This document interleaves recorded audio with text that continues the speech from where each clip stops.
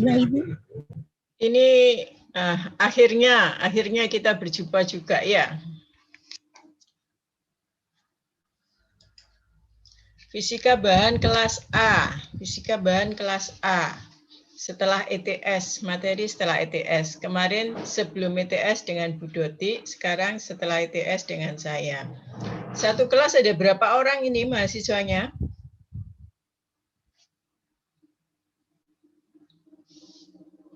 Halo? Kok nggak ada yang jawab ya?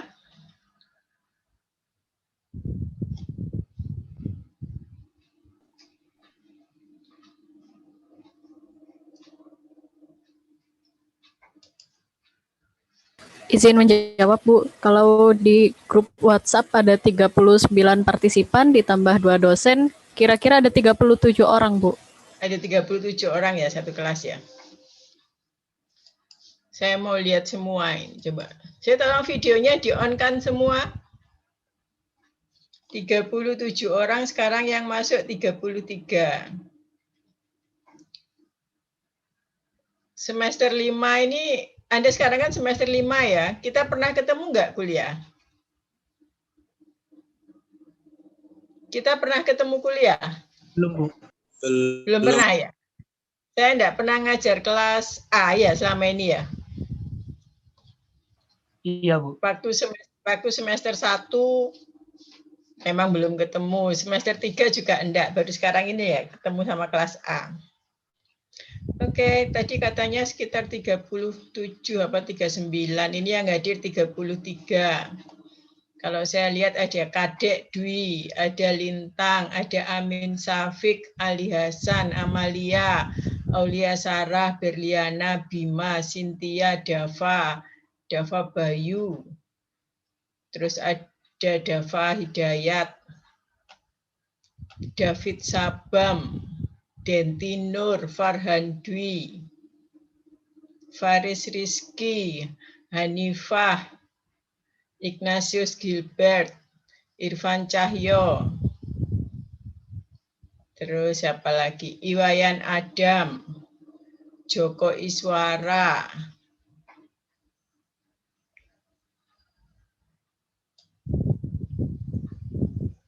M. Irfan, Mahendra, Maulana,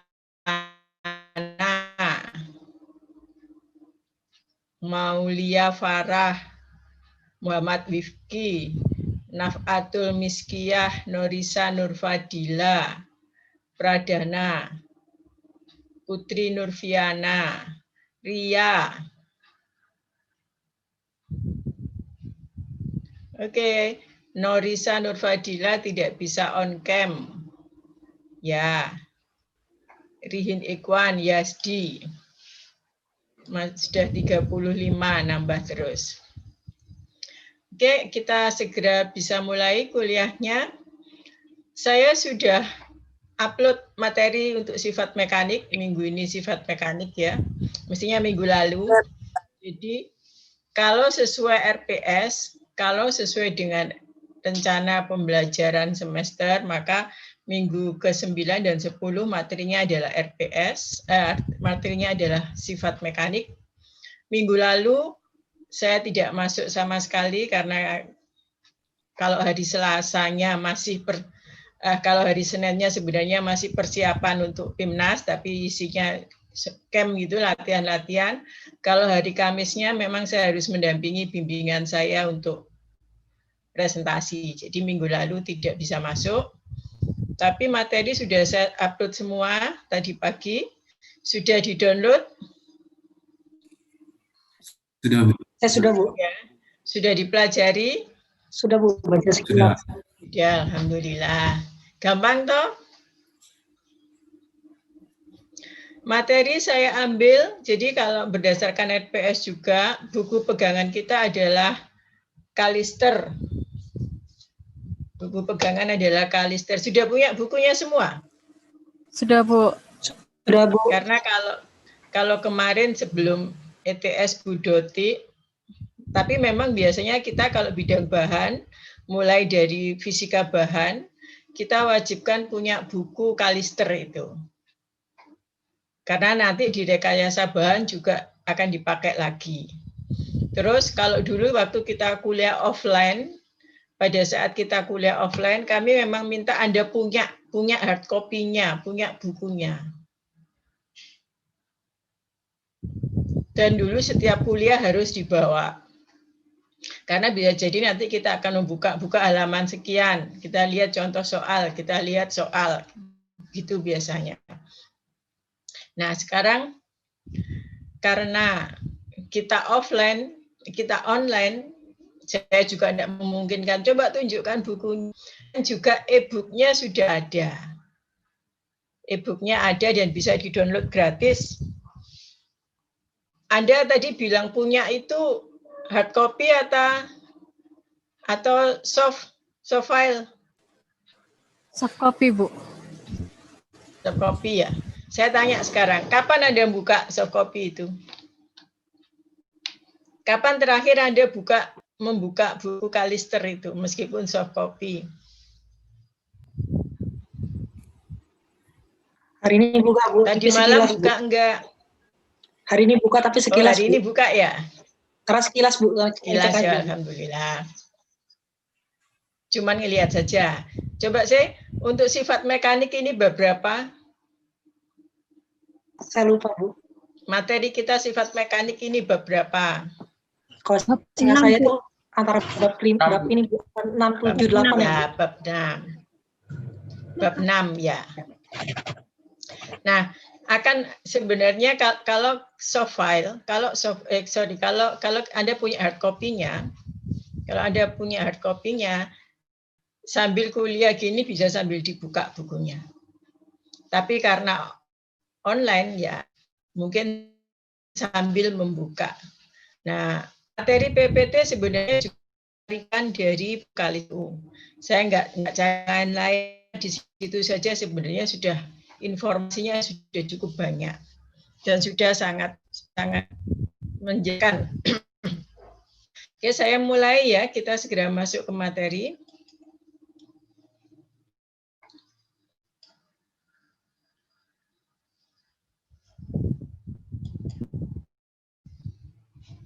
Sudah kelihatan ya? Sudah kelihatan? Sudah, Bu. Sudah, Bu. Ya, oke. Di buku Kalister 1 bab 6, tapi di My Classroom saya bagi-bagi menjadi 3 materi. Yang pertama yang sekarang yang terlihat ini sifat mekanik material secara umum. Nanti kemudian yang materi kedua adalah tensile properties, jadi sifat uji tarik. Dan yang ketiga adalah kekerasan. Supaya filenya nggak terlalu banyak juga yang harus diupload di My Classroom. Saya mulai dari sifat mekanik material dulu.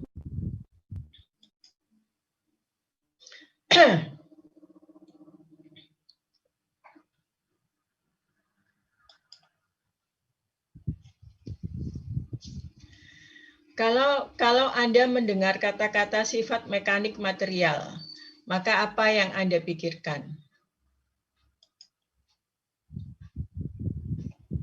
Maka apa yang ada? Sifat fisikanya, Bu. Sifat fisika? Dari sebuah material. Sifat fisika itu sifat yang gimana? Mungkin seperti elastisitas, Bu. Ya. Jadi gini, material itu jika bahasanya berdasarkan sifat, maka sebenarnya nanti pembagiannya dia bisa berdasarkan sifat fisik, sifat fisika. Dia bisa berdasarkan sifat kimia. Dan dia juga bisa berdasarkan sifat mekanik. Jadi kalau tadi berdasarkan sifat fisik itu kurang tepat. Karena nanti akan beda. Nanti ada lagi bahasan sifat magnet. Ada lagi bahasan sifat listrik. Ada lagi berikan sifat thermal, optik, dan seterusnya. Pada akhirnya, sifat-sifat itu kalau Anda lihat di departemen-departemen di ITS akan menjadi sebuah departemen. Sifat fisik akhirnya jadi teknik fisika, khususnya di FTI ya, di FTI RS.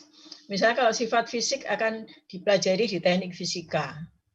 Sifat kimia akan dipelajari di teknik kimia. Sifat mekanik dipelajari di teknik mesin. Nah, nanti kalau di teknik mesin sebenarnya spesifik lagi adalah bidang metalurgi. Nanti sifat listrik, maka ada departemen elektro. Dulu elektro kan juga jadi satu di FTIRS. Tapi sekarang karena dia sudah banyak departemennya, berdiri jadi fakultas sendiri. Bisa jadi nanti akan ada departemen magnetik. Nah, tapi kalau misalkan magnetik masih belum jadi departemen, tapi jadi bidang minat. Seperti optik, sifat optik, maka di teknik fisika ada bidang rekayasa fotonika. Nanti termal misalkan sementara ini masuk di dalam energi, bidang energi. Jadi sifat-sifat itu nanti pada akhirnya akan apa ya? Ditujukan menuju ke spesialis masing-masing. Nah, kalau sifat fisik itu contohnya apa? Sifat fisika itu contohnya apa? Nah, kalau sifat fisika itu contohnya adalah sifat secara fisik yang dapat dilihat dari sebuah bahan. Misalkan apa? Maka bahan itu terlihat secara fisik dia bentuknya apa? Padat, cair, atau gas. Nah, itu sifat fisik, sifat fisika. Contoh perubahan fisika misalkan kayu. Ketika masih dalam kondisi kayu, maka padat. Tapi ketika sudah dibakar, dia jadi abu. Itu sifat fisik, perubahan bentuk. Atau air. Air dalam temperatur di bawah 0 derajat, dia bentuknya padat. Ketika dipanaskan, dia mencair. Sampai 100 derajat Celcius mencair. Di 100 derajat Celcius dia akan menguap. Di atasnya menjadi gas. Nah, itu sifat fisik. Itu yang dipelajari di teknik fisika. Tapi nanti lebih lanjut memang akhirnya lebih banyak meneliti di bentuk padat dan pemanfaatan. Penelitian dan pemanfaatannya kalau misalkan di teknik fisika lebih ke bentuk padat. Kalau sudah sifat gas atau cair, maka akhirnya sifat kimia yang berpengaruh. Ada reaksi, ada proses perubahan. Misalkan kalau uap, kalau gas, nanti akhirnya lebih ke sifat kimia. Nah, sifat fisika kecenderungannya lebih banyak dalam bentuk padat. Nah, kalau sifat mekanik, materi kita hari ini adalah hubungannya dengan, khususnya kebanyakannya logam memang, tapi nanti sebenarnya kita juga pelajari komposit, polimer, keramik, komposit. Kebanyakan logam. Nah, hubungannya adalah dengan kekuatan dari bahan itu, kekuatan dari logam. Tapi sifat mekanik tidak hanya kekuatan saja, nanti macam-macam. Ada yang kita pelajari nanti ada tensile properties, itu sifat kekuatan, ada hardness, sifat kekerasan. Tapi di dalam tensile nanti ada yang namanya keuletan, ada yang namanya brittle atau getas, kuat, keras, getas, dan macam-macam. Nah, itu yang dipelajari di sifat mekanik. Saya tanya apakah penjelasan saya terlalu cepat atau terlalu lambat? Halo? Cukup, Bu. Cukup ya? Cukup, Bu. Masih bisa diterima. Saya lanjutkan sekarang. Nah, ini adalah sub capaian pembelajaran mata kuliah. Ini tertulis semua di rencana pembelajaran semester.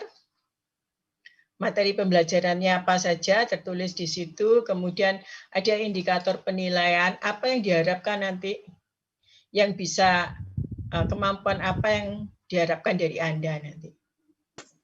Ketepatan dalam menunjukkan hubungan sifat mekanik dan struktur material. Ketepatan menghubungkan sifat mekanik dengan struktur dan proses.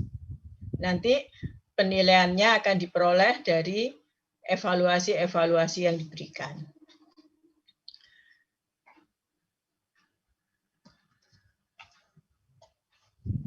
Ini outline secara keseluruhan, tetapi nanti ada tensile properties sama hardness. Tensile properties sama hardness nanti saya buat file sendiri. Sementara yang lainnya ada 1 di dalam file ini. Nah, kita mulai dari di sini dulu. Ketika kita membicarakan sifat mekanik, maka kita harus mempelajari dulu konsep stres dan strain. Stres, apa itu stres, apa itu strain? Stres diterjemahkan sebagai tegangan, pakai T. Strain diterjemahkan sebagai regangan, pakai R. Tegangan, kalau di listrik atau mungkin di materi yang lainnya dinotasikan dengan T, biasanya T. Tapi kalau dalam bidang bahan, secara umum banyak literatur menggunakan dia sebagai bentuk ini. Kita menyebutnya apa? To. To atau sigma. Nah, bentuknya ini. Stres, tegangan. Sama dengan F per A. F adalah gaya, A adalah luasan. Bagaimana nilai-nilai ini? Maka bisa kita lihat pada gambar di sebelah. Jadi kita asumsikan sebuah bahan padat, sebuah material padat berbentuk silinder seperti ini. Dia punya panjang awal L0 dan punya luasan penampang A0. Kondisi awal dinotasikan dengan tambahan 0. Atau bisa O, original, kondisi awal. Atau juga ada yang mengatakan 0 karena kondisi mula-mula. Jadi, saya terbiasa dengan 0 gitu ya. L0, ini A0, kemudian diberi gaya tarik. Untuk gambar A diberi gaya tarik ke atas dan ke bawah. Nah, ini F, gayanya F. Maka yang terjadi adalah bahan akan memanjang menjadi L, ini L. Kemudian luasannya akan berubah menjadi kecil. Luasannya akan berubah menjadi kecil, nanti akan menjadi A. Nah, stres, kondisi awal adalah ketika diberikan gaya mula-mula, di sini F per A0, per A mula-mula. Itu kalau gaya tarik. Untuk gaya tekan, persamaannya akan sama, kondisi awal juga sama, tetapi karena dia ditekan, maka F-nya bergerak ke dalam dari atas maupun bawah, maka yang terjadi adalah benda akan memendek, panjangnya menjadi berkurang, luasannya akan bertambah. Ada perubahan luasan, baik uji tarik maupun atau gaya tarik maupun gaya tekan. Sementara kalau gambar yang C ini adalah gaya geser. Kondisi awal seperti ini, misalkan ini adalah sebuah kubus, permukaan awalnya adalah di sini, yang diberi gambar warna pink. Maka gayanya akan bekerja pada bahan ini. Maka gayanya bekerja di sini, pada luasan ini. Tetapi karena geser, maka digambarkan F-nya bergerak di sebesar penampang ini, F ke sana, dan F yang di bawahnya bergerak berlawanan arah. Sehingga akan terjadi pergeseran dari sementara, atau bisa jadi yang di bawah dianggap tetap, yang atas yang bergerak. Akan terjadi pergeseran sudut dari yang semula seperti ini, yang di kiri, menjadi terbentuk sudut sebesar theta. Nah, di sini akan terjadi regangan sebesar ini gamma. Ini gambar yang di sini akan terjadi regangan sebesar gamma. Apa itu regangan? Baik nanti yang gaya tarik, gaya tekan, akan saya jelaskan lebih lanjut. Saya ingin menjelaskan yang bagaimana gaya bekerja dulu. Sedangkan yang D, yang ini adalah gaya puntir, torsi. Kondisi awal seperti ini. Kondisi awalnya seperti ini. Luasannya sebenarnya tetap sama, A0. Tapi kita lihat gayanya, karena dia dipuntir. Jadi kalau misalkan begini, Agak pas ya tangan ini. Yang saya pegang dua gitu, yang satu diputar ke depan, yang satu diputar ke belakang. Atau kayak kalau Anda nyuci sendiri pakai tangan, nah orang meres baju. Kalau Anda mencuci atau laundry? Paling mahasiswa sekarang banyak yang laundry ya, mau nyuci ya. Nah, orang meres baju itu melakukan gaya puntir. Jadi ini, nah untuk gaya puntir atau torsi, maka gayanya tidak disebut sebagai sigma ini, tapi to. Arahnya berlawanan. Sehingga bahannya akan mengalami puntiran. Sebenarnya juga bergeser, tapi karena namanya gaya puntir, mengalami puntiran sebesar theta juga sudutnya. Dari yang biru putus-putus ini menjadi merah. Sudut yang dibentuk sebesar theta. Itu adalah gaya-gaya yang bekerja. Nah, bagaimana regangannya, strain-nya? Maka strain secara umum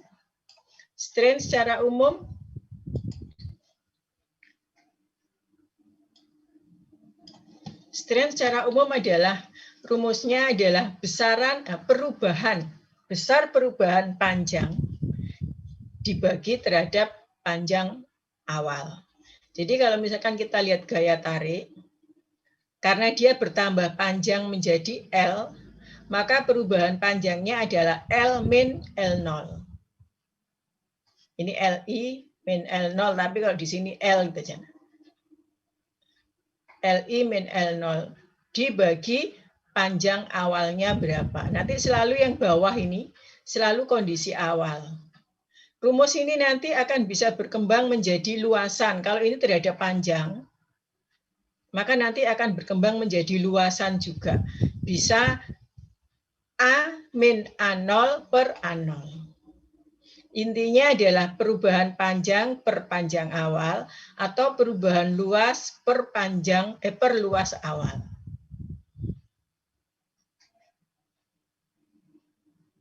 Kalau yang gaya tekan, nah bisa juga terhadap perubahan luasnya atau juga perubahan panjang.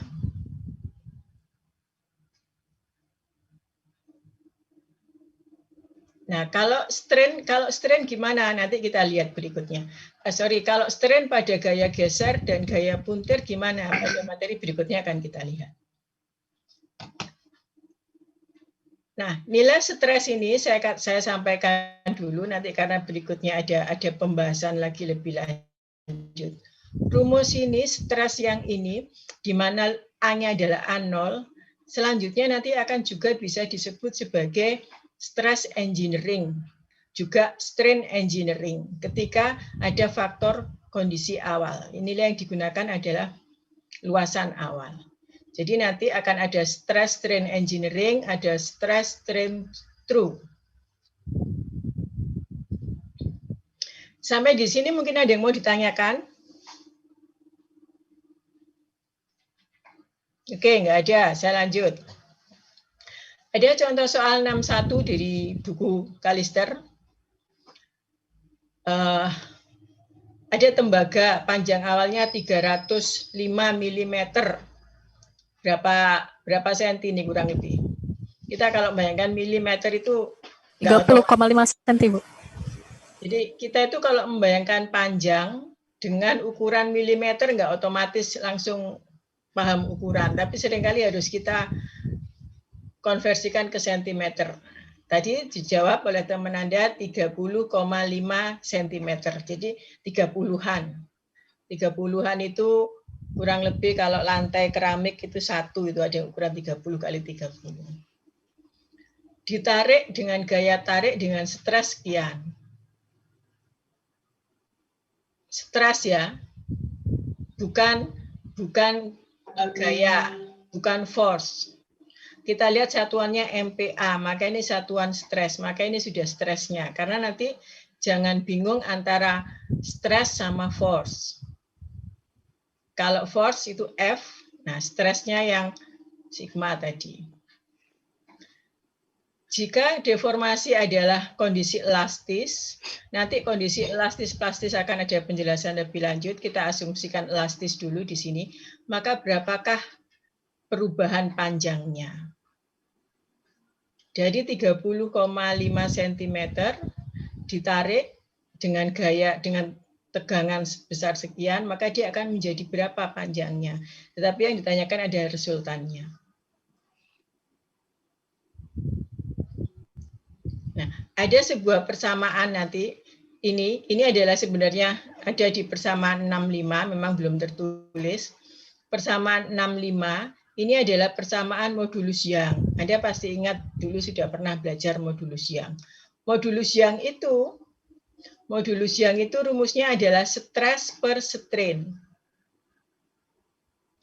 Kalau ini adalah E kecil gitu ya, epsilon 0, kalau itu E biasa, E besar, modulus Young, atau modulus elastisitas, juga bisa disebut modulus elastisitas, adalah stress per strain. Nah, kemudian kalau ditulis dalam bentuk tegangan, maka tegangan, stres akan sama dengan strain kalikan dengan modulus Young-nya. Di mana strain-nya rumusnya ini, nilai E sementara bisa dilihat pada tabel. Tabel 61 ada nilai modulus Young-nya. Nanti ini tabel 61. Beberapa logam ada nilai E, modulus Young atau modulus elastisitas, ada satuannya gigapascal, satuan Pascal atau psi. Kemudian ada modulus geser, akan beda lagi. Kemudian nanti ada Poisson ratio. Nilai E-nya untuk contoh soal 61 ini dilihat dari tabel tersebut. Sehingga kalau yang ditanyakan adalah resultan panjang, perubahan panjang, elongation itu panjangnya, maka rumusnya ini tinggal dimasukkan aja nilai-nilainya.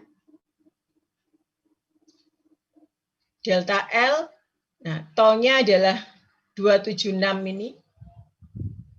L0-nya adalah panjang awal. Sedangkan E-nya dilihat dari tabel tadi dimasukkan nilai sekian. Satuannya jangan lupa disamakan dulu. Karena stresnya diketahui dalam megapascal, maka E-nya juga dibuat dalam megapascal, nanti sehingga bisa dicoret. Satuannya tidak usah diubah, tetap milimeter, karena nanti di akhir di sini juga milimeter. Ternyata ada perubahan panjang sebesar 0,77 mm. Nah, ini adalah contoh soal di 61. Nah, sekarang uji tarik, tension test. Tes yang paling banyak dilakukan biasanya untuk mengetahui sifat mekanik bahan yang dilakukan adalah uji tarik. Dengan uji tarik ini kita akan dapat banyak sekali informasi data-data. Terus sekarang peralatannya semakin lama semakin canggih. Satu alat namanya UTM, Universal Testing Machine, itu nanti bisa untuk uji tarik, bisa untuk uji tekan, bisa untuk uji puntir. Jadi satu alat itu bisa, yang sekarang ini sudah bisa untuk bermacam-macam. Bagaimana secara umum prinsip kerjanya? Maka peralatannya besar, sak lemari gitu, sak lemari 3 pintu. Kalau dibuat utuh maka dari kiri ke kanannya seperti lemari 3 pintu. Di mana dia terdiri dari 2 buah silinder di sini yang menopang. Kemudian ada tadi karena ada gaya tarik ataupun gaya tekan, maka gaya tarik dan gaya tekannya itu ini, load cell ini. Nah, termasuk juga yang bagian bawah ini, karena tadi selalu gaya yang bekerja pada uji-uji sifat mekanik selalu berlawanan arah. Kalau gaya tarik ke atas ke bawah, kalau gaya tekan tadi ke satu arah ke dalam, tapi dari atas ke bawah, dari bawah ke atas. Sampelnya ada di tengah ini, spesimen ini. Ada ekstensometer ini nanti ini adalah pengujian, ini adalah yang mengukur perubahan panjang di sampel, kemudian nanti biasanya langsung ini dihubungkan dengan computerized. Bagian bawah yang persegi dia akan bergerak ke bawah menarik. Kalau seperti ini gambarnya maka yang atas tetap, ini yang bergerak ke bawah sampai kemudian dia berhenti. Sampai kemudian dia putus dan berhenti. Nanti ada alat yang juga yang bawahnya tetap, tapi yang bergerak ke atas. Jadi tergantung tipe-tipenya. Nah, bagaimana ukuran sampel? Maka sudah diatur oleh standar. Yang terpenting sebenarnya ukuran sampel itu yang bagian dalam ini. Yang bagian dalam ini yang terpenting. Yaitu 2 inci ini. Sekitar 5 cm, 2 inci sekitar 5 cm. Kemudian nanti ada lebihan, juga ada tempat yang agak besar. Ini istilahnya dog bone, tulang. Jadi untuk tension test ini bentuk sampelnya dikatakan sebagai dog bone, tulang anjing. Yang bagian ujung-ujungnya ini nanti buat tempat cantolannya, buat pegangan di alatnya ini. Yang terukur sendiri sebenarnya yang 2 inci ini, yang di bagian tengah ini. Kemudian ada diameter. Nah, diameter ini tidak selalu bentuk sampelnya silinder, bisa juga dia bentuk batang. Kalau bentuk batang berarti nanti dia kotak.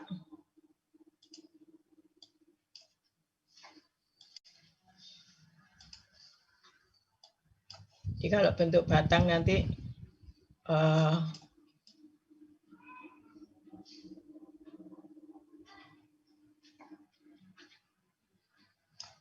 nanti ini begini. Biasanya tebalnya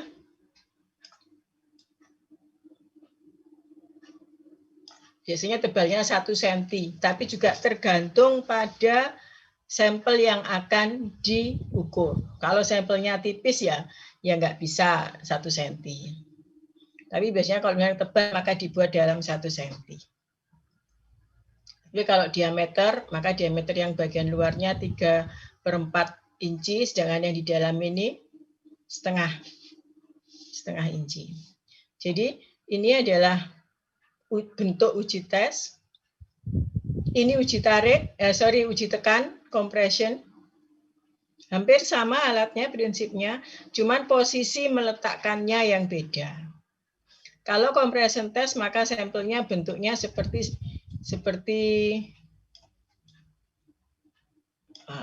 silinder biasa. Kapan uji tarik, kapan uji tekan? Maka biasanya uji tarik akan dikenakan pada benda atau bahan yang sifatnya ulet. Dalam hal ini logam. Kalau dia ditarik, dia punya sifat mulur. Tapi uji tekan biasanya untuk benda yang keras. Jadi kalau uji tarik tadi untuk benda yang kuat, kalau compression uji tekan untuk benda yang keras. Kalau keras, itu maka dia tidak bisa ditarik. Benda yang keras tidak bisa ditarik. Bisanya ditekan sampai dia hancur. Baik uji tarik maupun uji tekan, dua-duanya adalah uji merusak. Kalau yang uji tekan nanti dia sampai putus jadi 2. Kalau uji tekan, ya dia nanti sampai biasanya retak atau hancur atau pecah jadi 2. Uji tekan untuk material brittle itu material yang getas. Getas itu diperoleh karena dia keras. Tembok itu getas. Besi itu kuat. Besi itu kalau ditarik maka dia akan mulur. Tapi kalau tembok ditarik dia nggak akan ada mulur, langsung patah. Karena itu nanti seringkali dia ditekan. Biasanya kalau uji tarik untuk logam yang strain-nya besar, dia mulur menjadi lebih panjang. Kalau uji tekan untuk bahan yang strain-nya kecil, perubahan panjangnya nanti kecil. Nah, ini uji geser. atau torsi. Bisa geser, bisa puntir. Maka tidak lagi pakai sigma, tapi pakai to rumusnya. Tapi pada dasarnya rumusnya sama dengan F per A0 juga. Kita misalkan di sini gambarnya, gambar 64 yang ada di buku Kalister. Bentuk awalnya, sampel bentuk awalnya adalah tabung atau silinder. Kemudian karena dia mengalami puntiran, maka digambar geseran atau puntiran, maka permukaannya yang dibayangkan adalah ini. Gaya yang bekerja tetap ke atas, misalkan gaya tarik ya, tetap ke atas dan ke bawah. Ini tadi tegangan, stres yang bekerja tetap ke atas dan ke bawah. Tetapi gaya gesernya, nah ini gaya gesernya. Ini adalah sigma saja. Ini ada sigma aksen, karena ini permukaannya.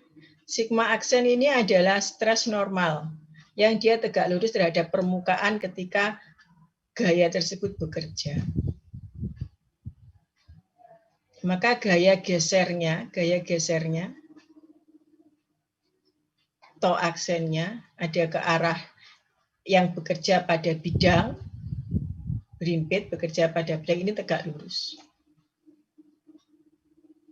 Nilai to aksen adalah ini. Bukan to, sigma ini. Kita baca sigma. Dengan sudut theta adalah ini.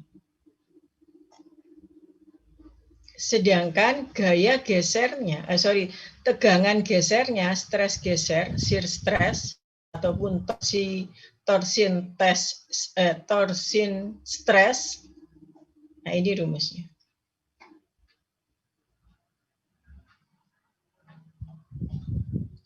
Arahnya seperti ini. Ini adalah gaya-gaya yang bekerja pada uji geser dan uji torsi. Pengujian geser dan pengujian torsi.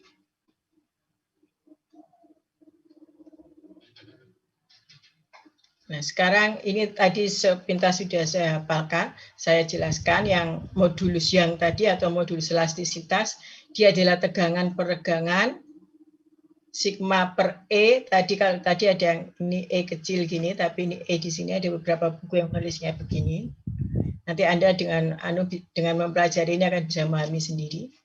Tegangan F per A, regangan delta L per L0, ini mengulang saja.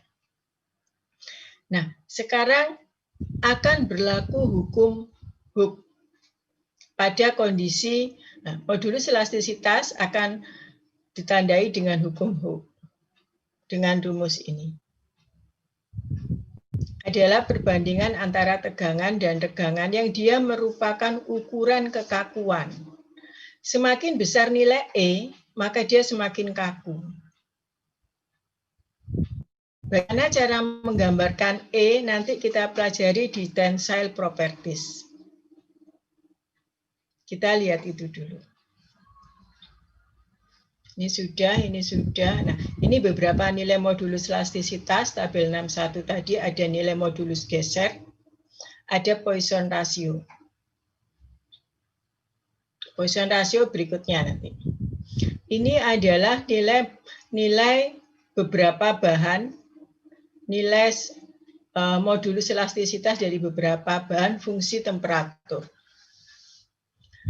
Kita pelajari selama ini bahwa semakin tinggi temperatur, maka semakin lunak material, semakin lunak. Karena kalau misalkan bahan padat dipanasi, maka terus-menerus dia akan semakin lunak, atomnya akan punya energi besar, maka semakin bergerak, banyak bergerak, kemudian jaraknya renggang, sampai kemudian akhirnya mendidih, menguap, maka atomnya semakin renggang lagi, semakin ambiar gitu. Sehingga material secara umum akan menjadi lebih lunak. Nah, ini temperatur. Kalau kita lihat semua trennya, maka semakin ke kanan, maka modulus elastisitasnya semakin turun. Trennya turun semua. Ada 3 jenis material di sini, tungsten, steel, aluminium. Ini masing-masing mewakili kalau tungsten ini mewakili material yang keras. Kalau steel, baja mewakili material yang ulet atau lunak.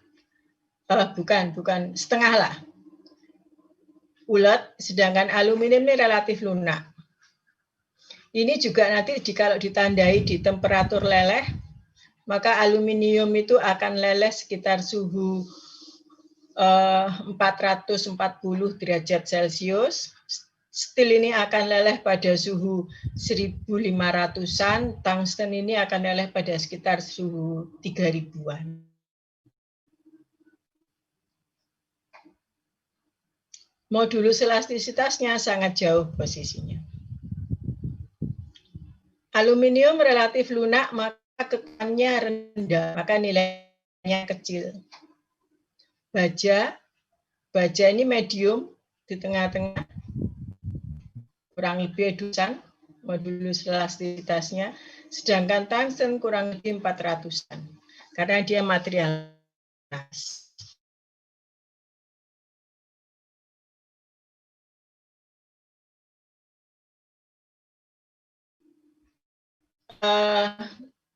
Material dibedakan menjadi 2, linear dan non-linear.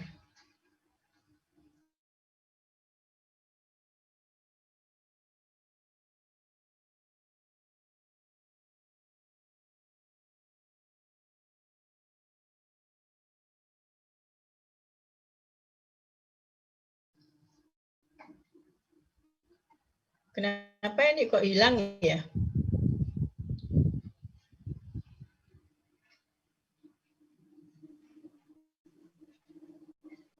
Oh, enggak, sudah.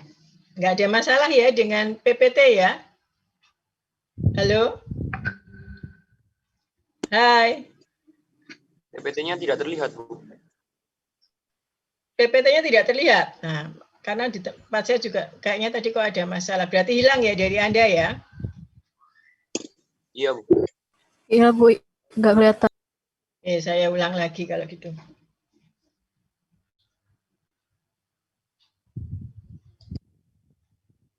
Saya share screen lagi. Saya lanjutkan. Sudah terlihat? Sudah, Bu. Oke.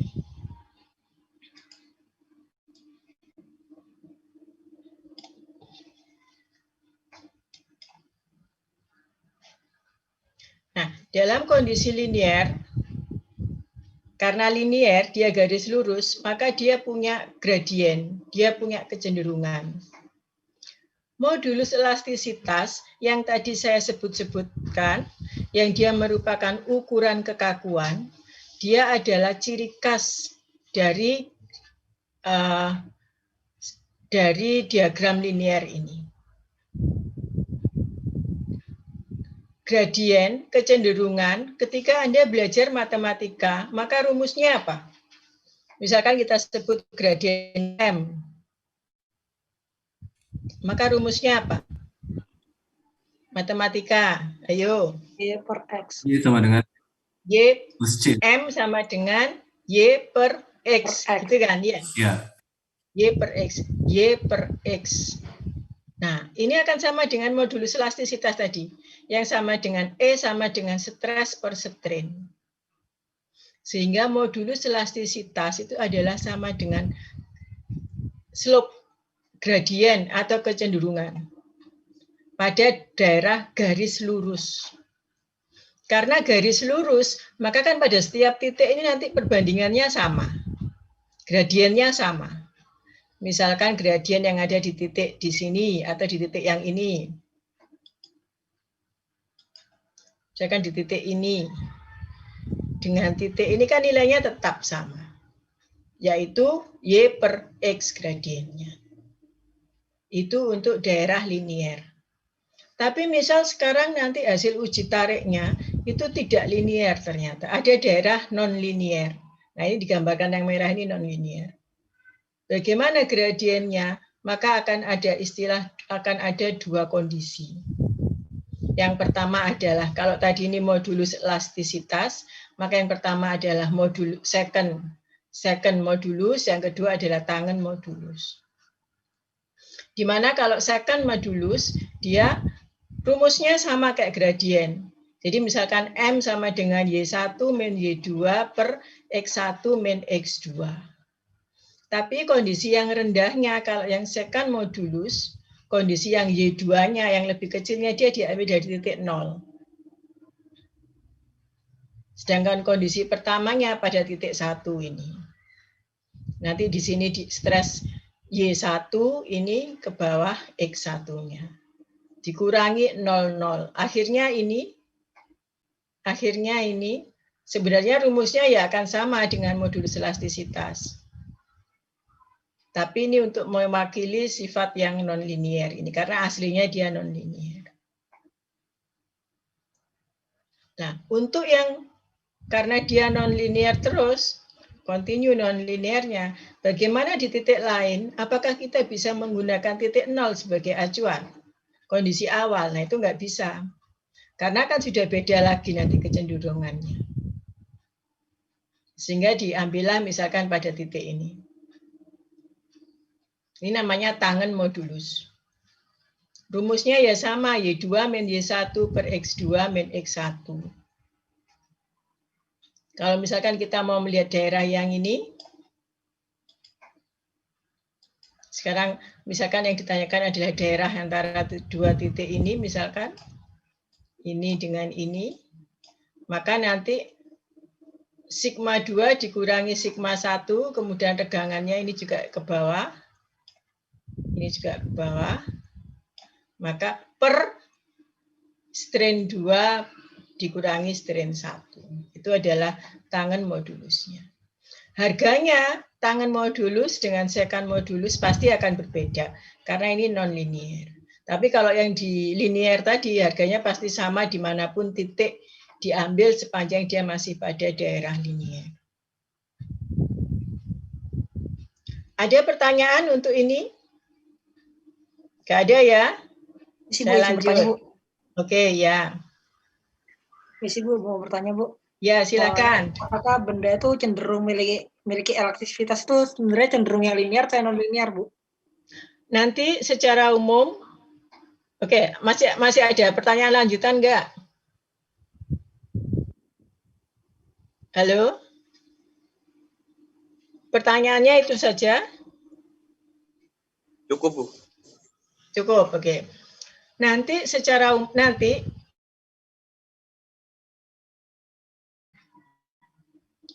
kalau misalkan logam, maka dia punya daerah linier dan dia nanti juga akan punya daerah non-linier.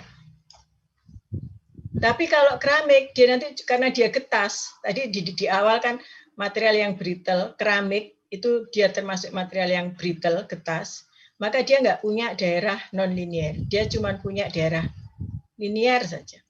Terus sampai di sini langsung putus, patah. Kalau diuji. Tapi kalau logam, dia akan ada ini daerah linier, kemudian nanti ada perpanjangan, nah ini daerah non-linier. Kalau polimer nanti beda-beda lagi tergantung sifatnya. Tapi intinya kalau materialnya ulet, maka dia punya linier dan non-linier. Tapi kalau materialnya keras, getas, contohnya keramik, dia hanya punya daerah linier saja.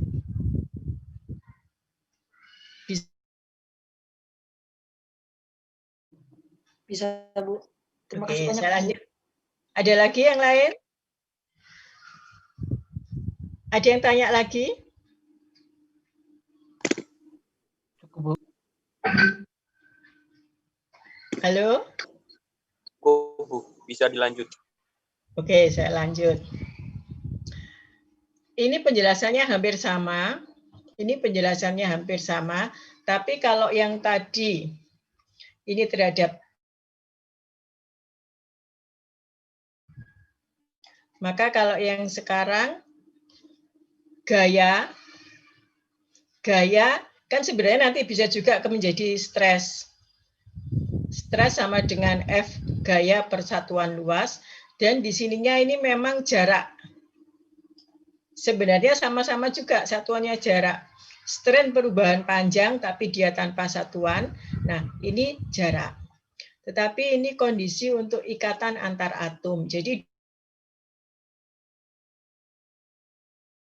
di dua buah atom dari kondisi yang jauh, kemudian dia akan, kalau Anda masih ingat dulu di materi apa ya, di fisika dasar, di sifat listrik atau medan, nanti ada gaya tarik, gaya tolak.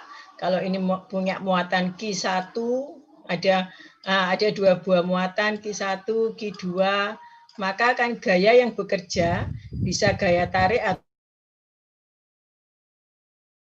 minus K Q1 kali Q2 per R kuadrat. Masih ingat ya rumus itu ya? F hukum kolom. Nah, hukum kolom F sama dengan K Q1 Q2 per R kuadrat.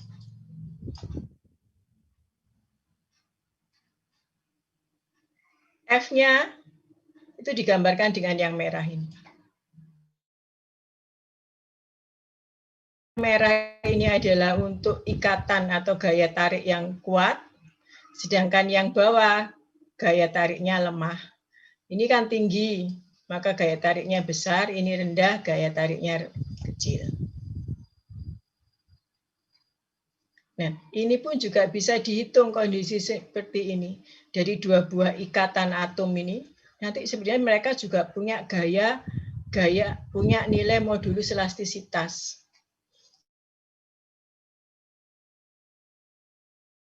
Pada setiap titik, pada setiap kurva ini. Intinya sama juga, stres per strain. Tadi hukum elastisitas kan stres per strain. Maka kalau modulus elastisitas pada interatom, pada ikatan atom ini, sama gaya per jarak. Atau perubahan gaya per perubahan jarak. Tepatnya pada mana? Tepatnya pada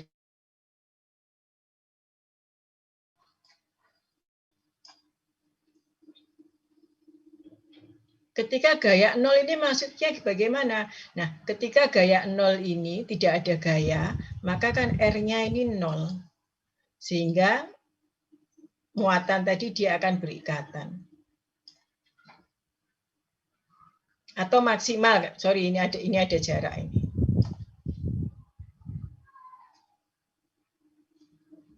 Dari inti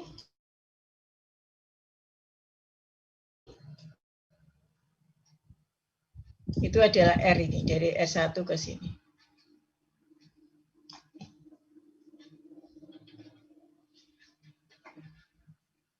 Sehingga misalkan ada kondisi di begini, Anda disuruh mencari berapakah besar modulus elastisitasnya jika rumus ini diketahui.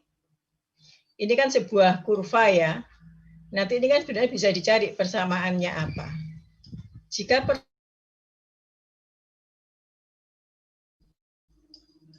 F ini bisa diketahui, maka kita akan bisa mencari modulus elastisitasnya dengan bentuk persamaan ini. Yaitu F ini diturunkan, turunan pertama terhadap R. dF per dR, ini kan berarti turunan pertamanya. Kemudian dimasukkan nilai R0. R0 ini adalah pada saat dia di sini, pada saat dia berikatan, antar intinya berapa jaraknya. Jadi, ini akan jadi R0. Maka modulus elastisitas ketika atom itu berikatan akan bisa dihitung. Ada pertanyaan untuk gambar ini? Isi Bu, boleh bertanya lagi tidak Bu? Oke, boleh. Gak usah pakai tanya, langsung tanya Bu. Gitu. Untuk mengetahui dia tuh strongly bonded sama weakly bonded itu apakah ada batas tertentu Bu? Misalnya berapa gitu? Ada kuantitatifnya Bu? Ada batasan karena memang standarnya adalah energi. Nanti langsung ke F, langsung ke energi. materi itu ada di bab awal ya, saya lupa. Tapi ada kok nilainya. Jadi ikatan atom itu nanti ada ikatan primer, ada ikatan sekunder, ada ikatan campuran. Nah, ikatan yang primer berarti kuat. Nah, itu tinggi. Strongly bonded-nya ikatannya kuat tinggi. Lister juga ada. Materi itu ada di materi difusi kalau nggak salah. Mungkin bab 3 atau bab 5. Jadi ada nilainya. Cuma nilainya tidak berdasarkan nilai gaya, tapi nilai energi. Karena nanti, kan kalau Anda belajar hukum kolom dulu, nanti ada gaya, ada potensial. Kalau V sama dengan K, Q1, Q2 per R. Kemudian nanti ada energi E-nya itu F sama dengan K, Q per R saja. Kalau Anda masih ingat belajar tentang kuat medan, sifat listrik di fisika dasar, kalau fisika dasar 2 sifat listrik itu. Gitu ya. Iya Bu, baik Bu, terima kasih Bu. Saya lanjut. Nah sekarang sifat tadi di awal sudah saya jelaskan, ketika sebuah bahan bisa silinder atau bisa seperti ini bentuknya, bisa silinder atau bisa ini namanya batang gitu ya. Yang jelas pokoknya nanti luasannya kan bisa dihitung. Kalau silinder maka nanti dari diameter kita bisa akan tahu luasannya pi r kuadrat. Kalau ini kan luasannya nanti tinggal dikalikan berapa panjang sisi kali sisinya untuk mencari A0. Bagaimanapun bentuknya, ketika dia ditarik, dalam hal ini misalkan dia ditarik, ini benda awalnya adalah dia kondisi yang putus-putus. Jadi kondisi awalnya adalah kondisi yang putus-putus. Nah, yang kondisi yang merah, yang garis merah, kondisi setelah kena proses, setelah mengalami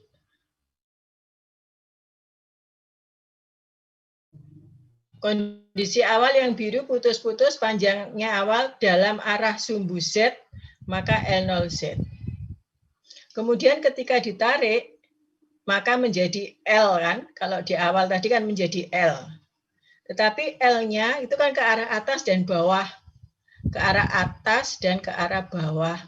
Sehingga kalau misalnya kita tinjau satu keadaan yang atas, berapa panjangnya, maka delta LZ dibagi 2. Itu perubahan panjang pada sumbu Z. Perubahan panjang pada sumbu X bagaimana? Maka terhadap sumbu X dia menjadi lebih kecil.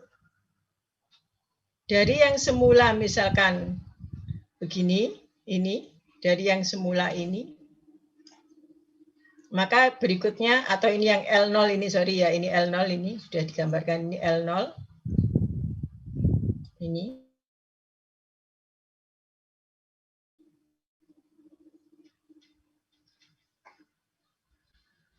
Perubahannya ini, dia menjadi lebih kecil. Dia menjadi lebih lebar. Oh, saya kok malah bingung dewe. Ini aslinya yang biru, ketika dia ditarik, maka dalam arah sumbu X-nya, panjang sumbu X-nya dia menjadi lebih pendek kan. Ini akan tambah panjang. Sorry, nah ini ada pengurangan. Untuk yang Z di sini, berapa regangannya? Nilai regangannya dibagi 2. Ini adalah regangan. Rumusnya ini tadi sama dibagi 2. Delta L, kalau tadi di depan kan delta regangan sama dengan delta dalam satu sisi, nah, dibagi 2, di sini juga dibagi 2. Tapi dalam arah sumbu X dia bertambah kecil, karena itu dia di sini nilainya negatif. sama, diambil satu sisi, dibagi 2, maka ini juga bagi 2, ini sumbu X, ini sumbu X.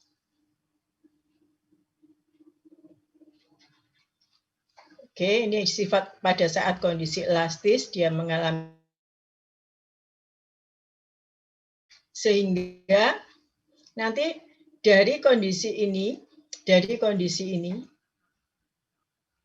berarti ada perubahan panjang terhadap sumbu X dan perubahan panjang terhadap, ada perubahan panjang terhadap sumbu Z, ada perubahan panjang terhadap sumbu X, maka juga sebenarnya ada perubahan panjang terhadap sumbu Y. Tetapi sumbu X dan sumbu Y nilainya sehingga yang ditinjau cukup sumbu X saja. Perbandingan perubahan panjang sumbu Z terhadap sumbu X ini disebut dengan rasio Poisson atau Poisson rasio. Dinyatakan dengan perbandingan antara sumbu lateral dan sumbu aksial. Perbandingan antara strain pada kondisi lateral dan aksial, yaitu strain pada arah X per strain pada arah Z.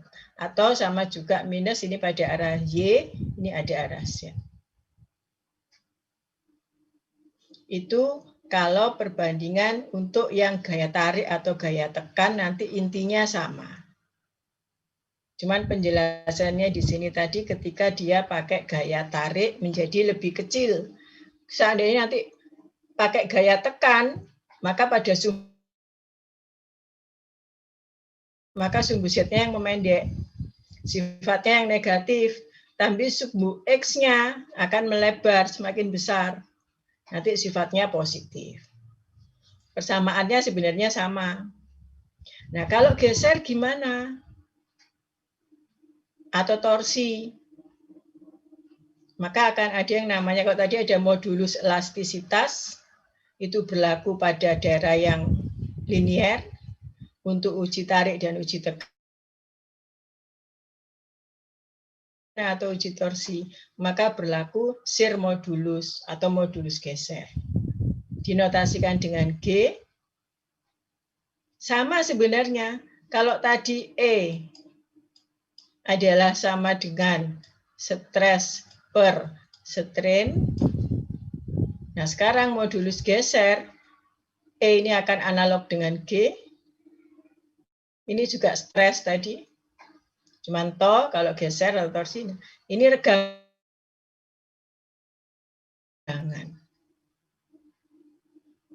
Kalau tadi yang regangan tadi, kalau saya kembali ke awal, nah ini regangan ini. Karena dia ada seolah-olah tertarik ke arah ke sini, tertarik ke arah sini. Maka ini regangannya gini. Dari yang semula lurus.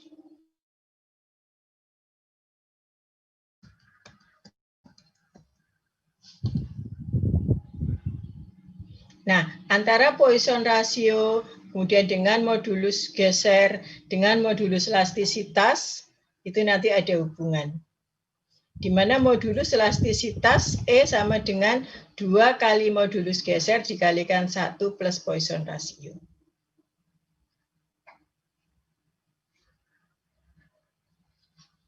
Saya lanjut.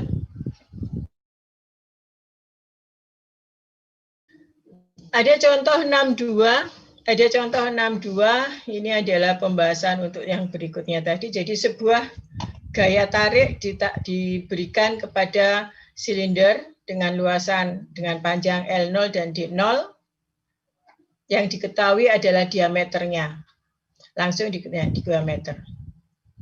Kemudian tentukan berapakah gaya yang harus diberikan atau gaya yang dibutuhkan untuk menghasilkan perubahan diameter, untuk menghasilkan perubahan diameter yang sehingga menjadi ini. Dari D0 menjadi D1, DI. D0 diketahui Diameternya diketahui 10 meter, di akhirnya menjadi 2,5 sekian. Ditanyakan adalah berapa gaya yang load itu beban yang diberikan, nanti ini hubungannya sama F.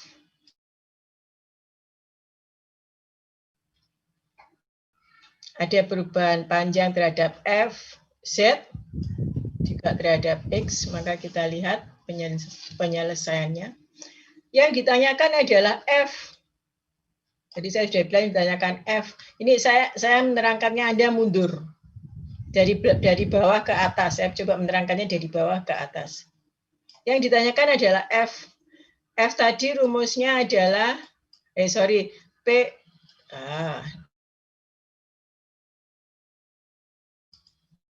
per A0. Sehingga F sama dengan sigma kali A0 dari sini. Sigmanya dicari dulu. Kalau A0-nya karena di 0 sudah diketahui, ya sudah tinggal dimasukkan. Maka cari sigma. Hingga dari sini cari sigma. Sigmanya kita bisa cari dalam arah sumbu Z.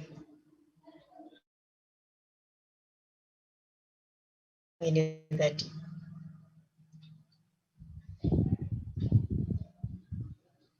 Jadi, sigmanya adalah dari rumus modulus elastisitas, E sama dengan stress per strain, maka sigmanya adalah sama dengan strain dalam arah sumbu Z kali E.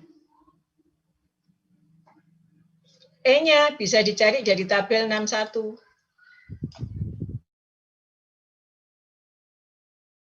Nah, cari regangan dalam arah sumbu Z. Ini.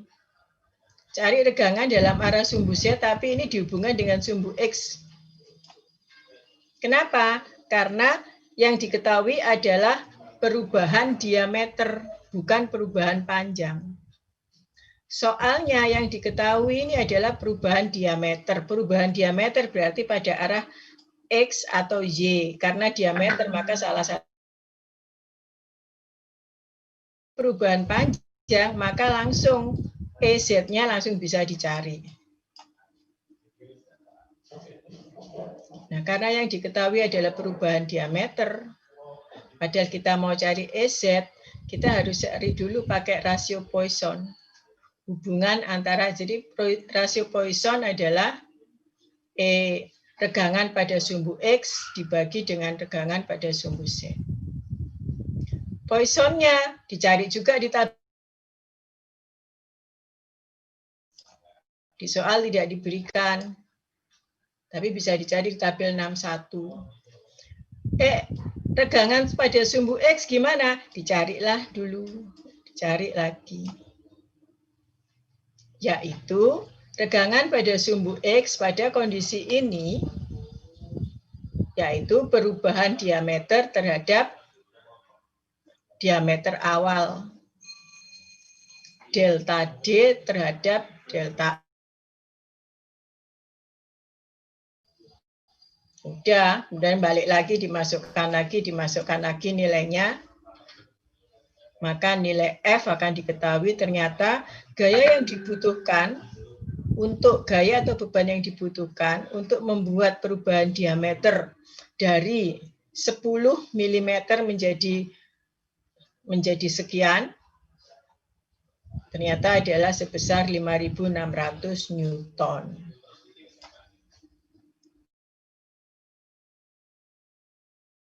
Bisa dipahami? Halo? Bisa, Bu. Bisa. Oke. Yang jawab dari tadi suaranya kok cuma 2 suara ya? Frekuensinya cuma 2 jenis suara saja. Yang lainnya mana ini? Bu, ingin bertanya, Bu. Bisa ya? Pahami, Bu. Paham, Bu.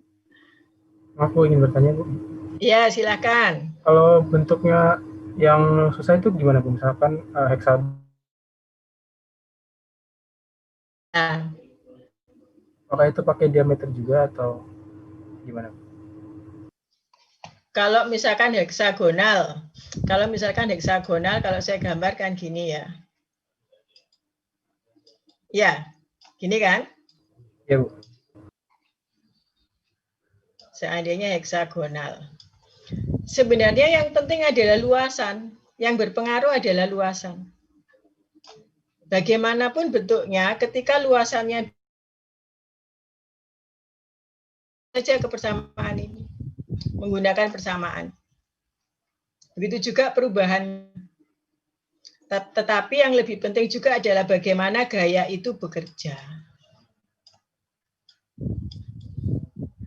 Rumus ini akan berlaku pada gaya tarik atau gaya tekan yang gayanya atau bebannya itu akan jatuh atau menimpa luasan permukaan.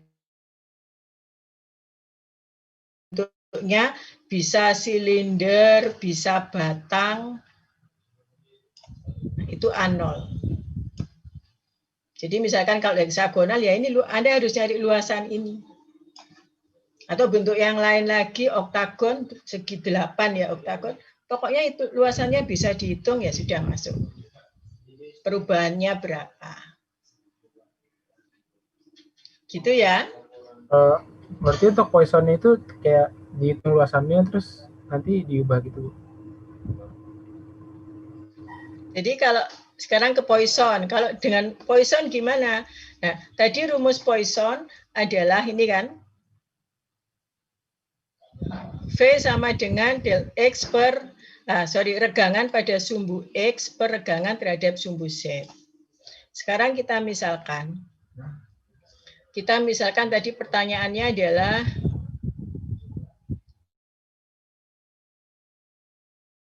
heksagonal. Karena gambarnya sekalian relatif lebih mudah membayangkan. Anda tentunya sudah belajar sebelum ETS kemarin untuk HCP, untuk struktur BCC, FCC, HCP. Ini kan hexagonal close pack. Kalau untuk indeks Miller-nya, maka kan namanya HKIL, ya? Ingat enggak? Ya. Nah, HKIL. HKIL itu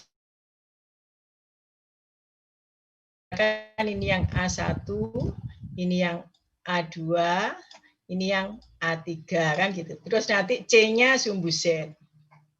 Ya, C-nya sumbu Z. Ya. Rumus rasio Poisson sama. Regangan pada sumbu X itu akan sama dengan regangan pada sumbu Y, diasumsikan karena dia nanti kita anggap materialnya isotropik, dibagi regangan terhadap begitu. Sifat A1, A2, dan A3 ini kan sama sebenarnya. Maka kalau bagaimana rasio Poisson pada heksagonal, ya tetap kita ambil salah satu. V sama dengan, karena dia misalkan karena ditarik ya, berarti lebih jadi mengecil luasannya, maka minus, maka regangan pada A pada sumbu Z. Nanti akan sama dengan regangan pada A2 atau regangan pada A3. Bawahnya tetap pada sumbu Z, yaitu pada yang C ini kalau di heksagonal. Baik, Bu, terima kasih. Mana? Bisa dipahami? Bisa, Bu, terima kasih. Oke. Ada lagi yang lain?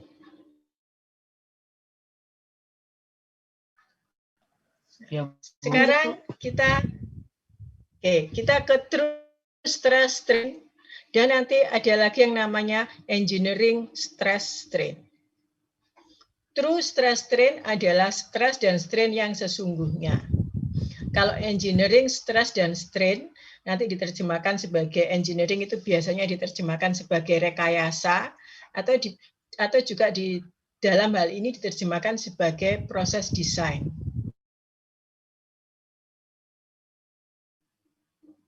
Hasil uji tarik di berikutnya nanti akan ada penjelasan ya. Sekarang kita ngomong tentang hasil uji tarik.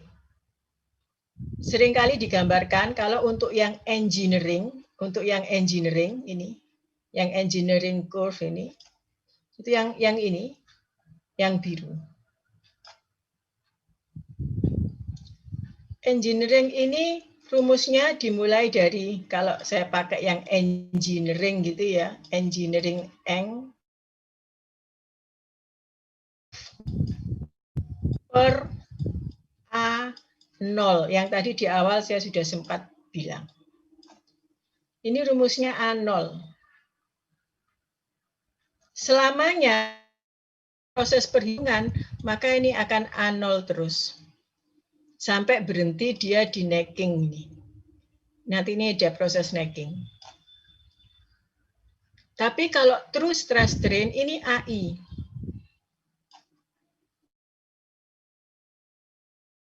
Sungguhnya itu AI.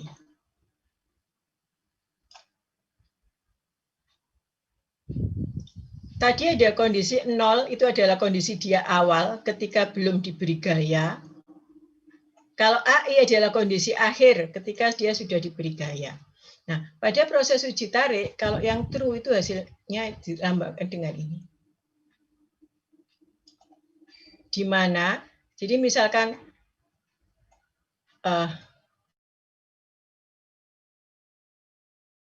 satu ini dia semakin lama akan semakin mengecil. Nilai A1 ini semakin lama akan semakin mengecil. Sedangkan F-nya ini juga semakin lama semakin naik. Kalau untuk true stress. Sama juga kalau untuk engineering juga F semakin ke atas kan semakin naik. Nah, F ini ketika F-nya semakin naik, semakin besar, A1-nya semakin kecil, A1-nya semakin kecil. Yang gambar uji tarik sampelnya tadi, tengahnya yang dokbun tadi, tengahnya akan mengecil, terjadi necking sampai dia putus. Ketika putus luasannya jadi 0, maka nanti di sini putus, ini juga putus. Ketika F-nya semakin besar, A1-nya semakin, AI-nya semakin kecil, apa yang terjadi dengan nilai? Apa yang terjadi dengan nilai ini? Membesar juga kan?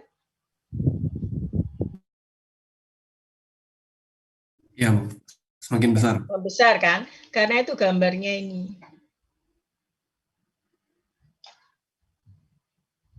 Tetapi kalau engineering stress strain, A0-nya tetap. Sedangkan F-nya memang ini semakin lama pada proses uji tarik dia akan naik terus.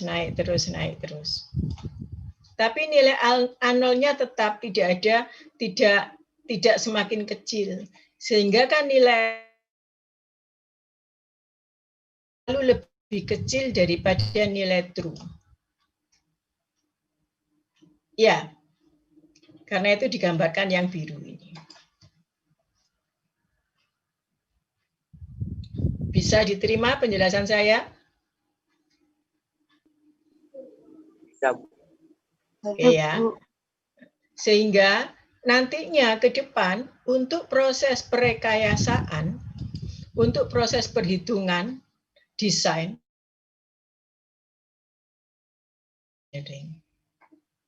mengapa begitu? Karena ini akan berada pada daerah aman.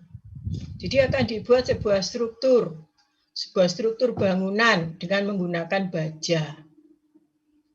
Maka jika nanti baja itu adalah untuk membangun sebuah gedung berlantai 5 misalkan, masing-masing lantai nanti punya beban masing-masing, maksimal harus bisa menerima beban berapa.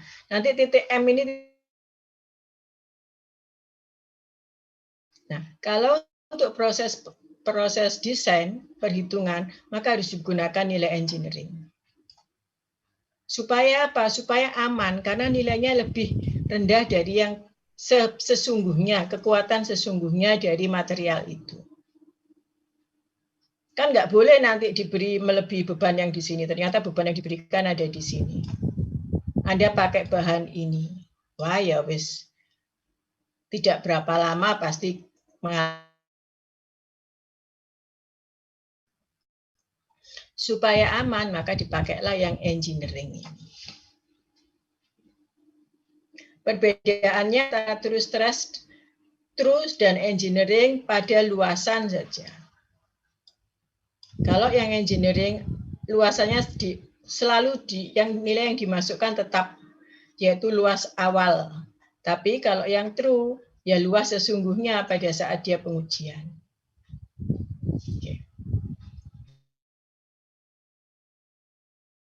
Strain dan engineering stress strain. Nah, ini di sini. Konversi dari engineering stress ke true stress.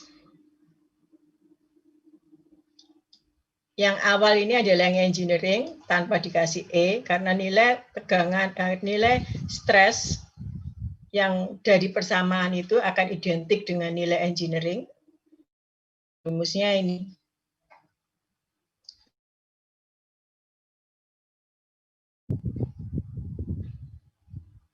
Kemudian pada titik necking nanti lebih lanjut, nah, maka nilai tegang true stress akan sama dengan K kali regangan true pada kondisi N, pangkat N. Nilai K dan N ini adalah sebuah konstanta, nilainya sudah ada di tabel 64 ini. Materialnya apa saja ada, maka nilai N akan sudah ada, nilai K-nya juga. Ataupun mau besi juga sudah disiapkan di tabel 64.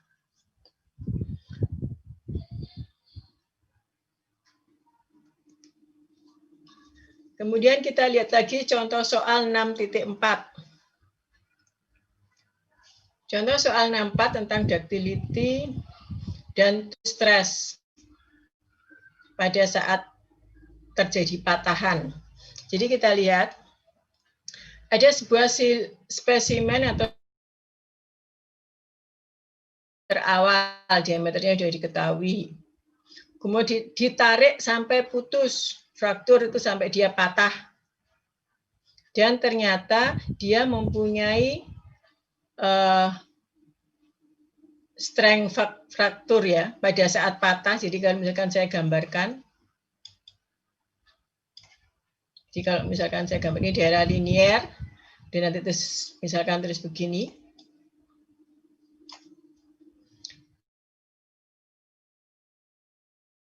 Fraktur strength ini pada saat dia patah. Nah, di sini 460 megapascal.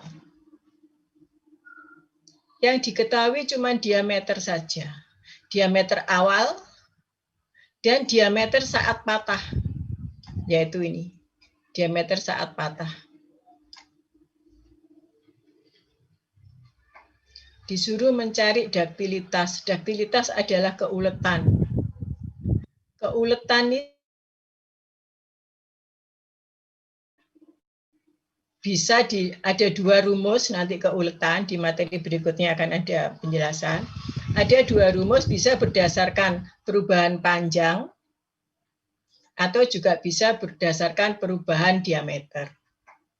Ini kalau kita berdasarkan perubahan panjang, maka ini adalah, jadi RA ini adalah reduction area, perubahan luasan.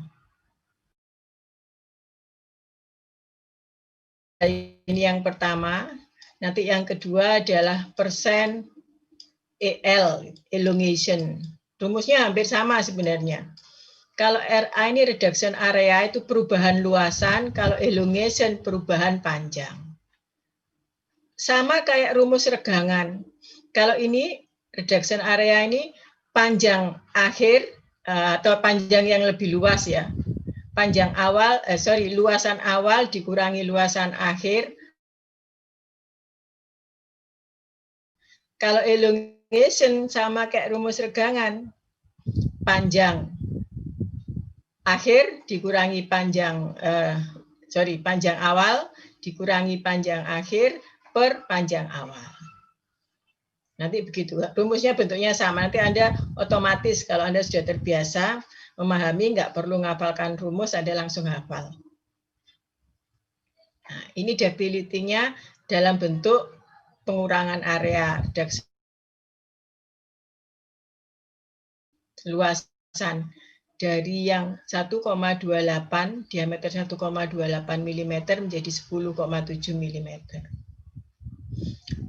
Berapakah true stress pada saat patah?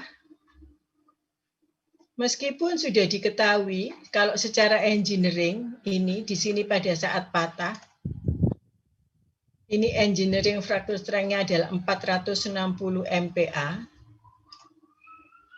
Tapi yang pakai rumus yang tadi yang apa? Perbandingan tadi. Jadi true stress tadi persamaannya kan ini tadi. Kalau ini kan engineer ini yang untuk engineering. Karena pakai A0. Dengan stresnya adalah sekian.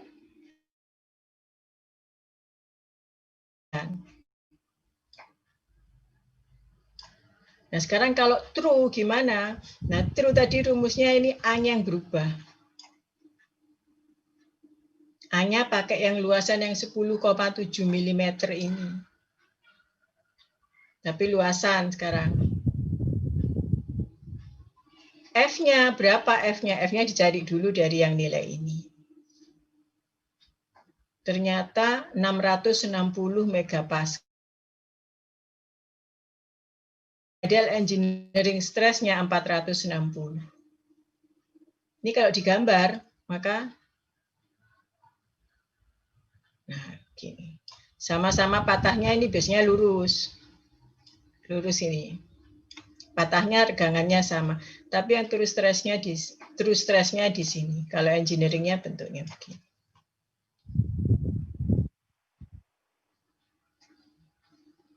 Oke, sekarang ini beberapa simbol sama sifat, properties, modulus elastisitas, yield strength, tensile strength. Beberapa materi ini akan kita lihat di materi berikutnya. Saya akan share screen lagi yang sekarang tensile.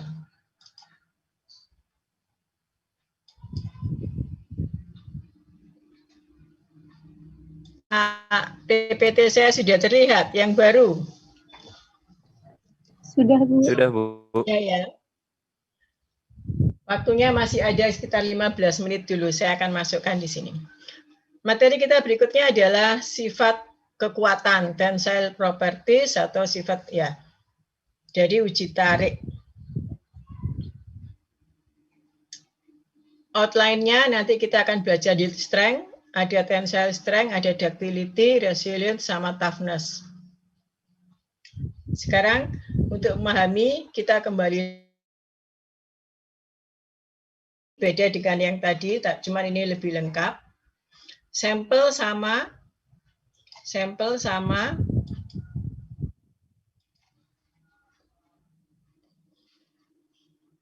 kalau tadi gambarnya pergerakannya kayaknya ke bawah, sekarang gambarnya pergerakannya ke atas. Sampel dicatok di atas dan bawah di sini, bergerak ke atas, kemudian nanti ini akan langsung terhubung dengan CPU, sehingga nanti hasilnya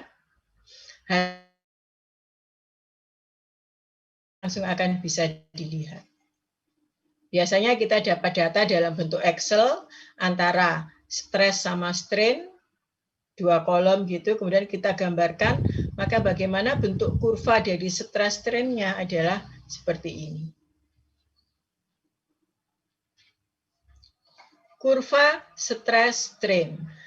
Sumbu Y-nya adalah stress tadi, ini. Sumbu X-nya adalah strain.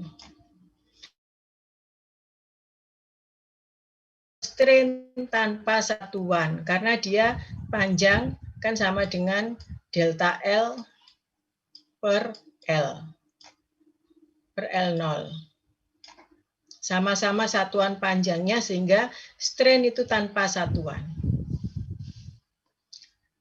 Kurvanya ini kita gambarkan sementara untuk logam yang ulet, maka akan ada 2 daerah. Titik awal sampai dengan B, ini daerah linier. nanti akan berlaku modulus elastisitas yang tadi sudah saya sebutkan, yaitu E sama dengan stres per strain pada daerah A ini. Gradien akan bisa ditentukan dan sama pada setiap titik linier. Dari B ke C ke D adalah daerah non-linier. Maka berapakah gradien dari masing-masing titik? Tangan modulus. Di sini berlaku modulus tangan. Titik B, di sini ada yield strength. Yield strength adalah kekuatan luluh. Saya di sini sengaja nggak ada penjelasan ya. Saya harap Anda bisa nanti bisa mencatat apa yang saya jelaskan sambil juga penjelasannya baca buku. Titik B disebut yield strength. Yield strength ini adalah gini. Jadi misalkan kita bicara karet. Saya punya karet panjangnya 10 cm. Ketika karet yang 10 cm itu saya tarik, kemudian dia panjangnya menjadi 20 cm. Terus saya lepaskan. Ternyata dia kembali ke 10. Dia kembali ke 10. Sekarang itu misalkan pada kondisi di sini. Kemudian tarikan saya perpanjang lagi. Menjadi 25 cm panjang akhirnya. Tapi ketika kemudian tarikan saya lepaskan, karena menjadi panjang kan, berarti misalkan di sini. Ketika gaya tarik saya lepaskan, ternyata dia panjangnya tetap 10 cm. Begitu terus sampai di titik B. Di titik B ini, nanti saya tarik menjadi 40. Kemudian saya lepaskan, ternyata panjangnya menjadi 10,1 cm. Ada perubahan panjang. Delta L-nya 0,1 cm. Ditarik lagi menjadi 10,5. Ditarik lagi menjadi 11. Nah, daerah B ini adalah batas. Daerah B ini adalah batas ketika benda panjang ketika gaya tarik dilepaskan. Dari 10, tadi misalkan menjadi 10,1. Penjelasan saya bisa dipahami? Halo? Oke, jadi itu. B ini, yield strength ini atau kekuatan luluh, itu adalah batas di mana benda akan berubah dimensinya. Daerah dari 0 sampai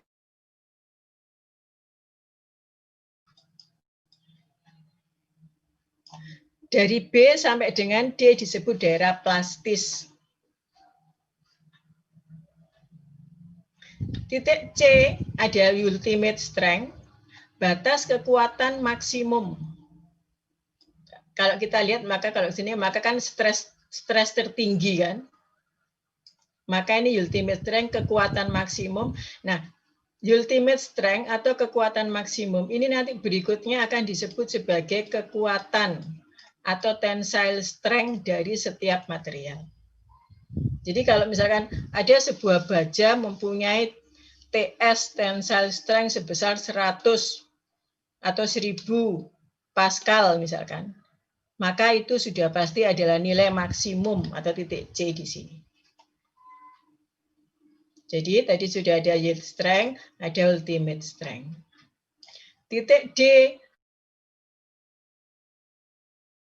jadi ketika dia patah. Di titik D ini maka kita akan tahu berapa panjangnya, panjang akhir ketika dia patah. Misalkan tadi yang 10 cm menjadi ketika panjang ternyata pada saat tertarik menjadi 20 cm. Itu titik D.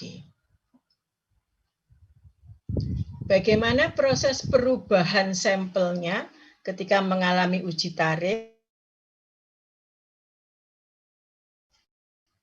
Jadi pada saat yang masih daerah linier, masih daerah linier, maka tidak ada perubahan diameter.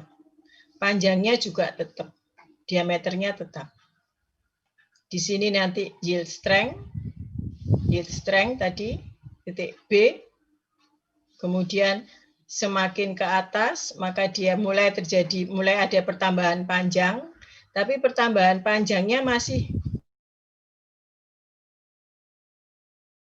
sama semua. Kalau semua pertama gemuk, dia menjadi kurus saja, tapi sama. Terus sampai melewati maksimal, disebut TS, tensile strength. Melewati TM, nah ke bawah ini terjadi necking. Necking itu penyempitan. Kalau di sini dia semakin kurus saja, nah di sini ini mulai menjadi penyempitan. Pada F ini penyempitannya akhirnya dia benar-benar patah. Ini yang terjadi pada sampel.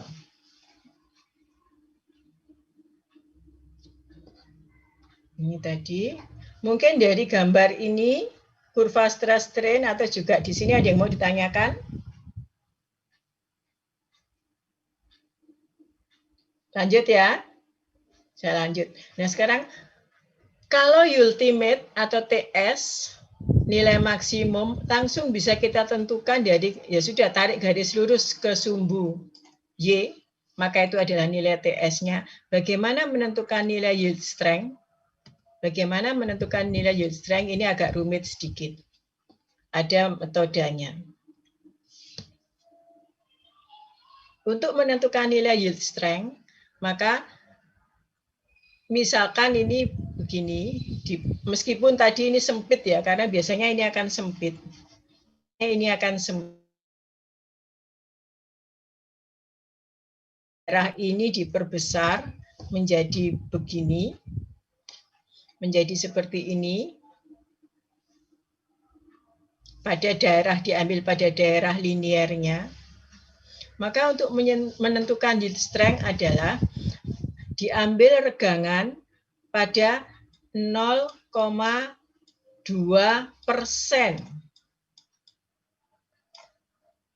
Cari titik di mana nilai regangannya adalah 0, dia akan menjadi 0,002. Ditentukan titik ini, yaitu pada nilai 0,002. Bu, kenapa kok nilai 0,002? Ini sudah standar yang mengatur. Perjanjiannya begitu. Kemudian dari titik ini, dari titik 0,002 ini, tarik garis lurus yang sejajar dengan kemiringannya ini. Tarik garis lurus yang sejajar terus sampai kemudian dia akan memotong kurva stress strain. Nah, misal memotong di sini. Memotong di sini, maka inilah nilai yield strength-nya. Yield strength-nya. Nilai yield strength. Bisa dipahami? Oke. Seringkali digambarkan pada kurva, seolah-olah ini lurus, kemudian berhenti, terus begini. Jadi kadang saya tadi mungkin kalau Anda melihat saya gambar, maka saya gambar lurus dulu, terus baru nanti, nah 0,2 nanti kan begini. Di sini misalkan kalau lurus. Nah, pada saat saya berhenti, saya gambar itu titik P ini. Gambar lurus dulu, baru nanti non-linear. Nah, pada titik P, tapi titik P ini bukan yield strength ya, yield strength tetap yang perpotongan di sini. Titik P ini adalah dia batas perubahan dari dia daerah elastis, karena ini benar-benar lurus, berlaku modulus elastisitas. Setelah ini sudah enggak, karena ini sudah daerah plastis. Tadi saya gambar lagi. Nah, ini juga plastis.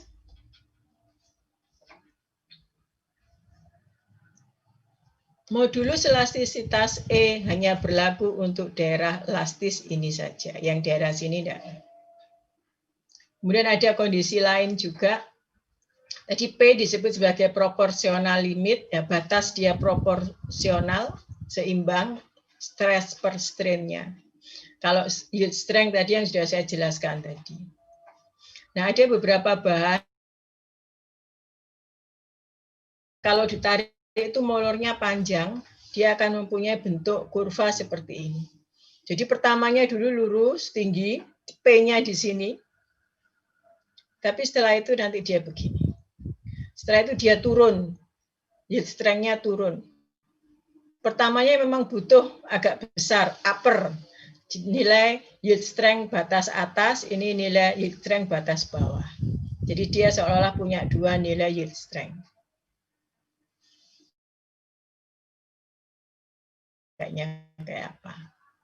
Nah, itu penjelasan yield strength. Contoh soal, saya lupa nomor contoh soal berapa, nggak saya kopas itu di ini. Ini juga contoh soal di buku Kalister. Misal diketahui kurva uji tarik adalah seperti gambar 612 ini. Seperti pada gambar 612. Saya jelaskan sampai soal ini dulu. Setelah itu nanti kita selesai kuliah kita bisa.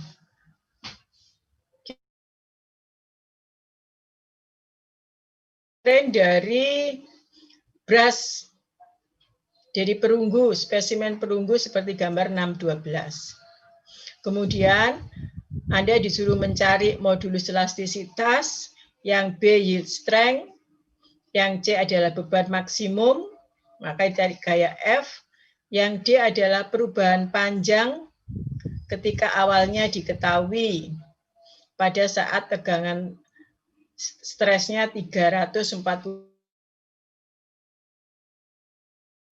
Yang A itu pada daerah lurus ini, dari 0 sampai kurang lebih 200-an lah, meskipun kita nggak bisa, tapi sekitar yang daerah soal A itu maka daerah ini. Kalau yang B yield strength, maka nanti daerah ini akan diambil, digambarkan di sini untuk menjelaskan yang B, gambar tengah ini. Yang ini. Ternyata stresnya diketahui.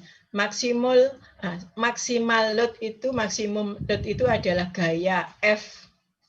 Tinggal masukkan saja yang stres sama dengan F per A.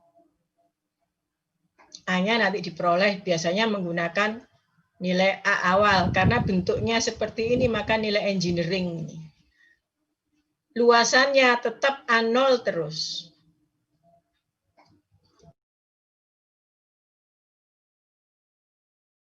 Yang A disuruh cari modulus elastisitas. Modulus elastisitas itu adalah stres per strain atau perubahan stres terhadap perubahan strain. Pada daerah yang lurus tadi, pada daerah yang awal ini. Atau juga pada daerah ini juga kita bisa pakai gambar ini.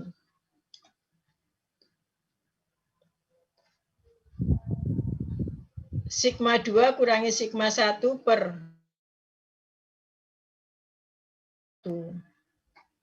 daerah yang satunya kita ambil titik awal 00. Di contoh soal ini dianggap yang daerah 2-nya adalah pada titik 150. Nah, pada 150 ternyata strain-nya, padahal kita pakai gambar yang besar supaya terlihat 150 itu di sini. Maka itu kemudian dijatuhkan ke bawah.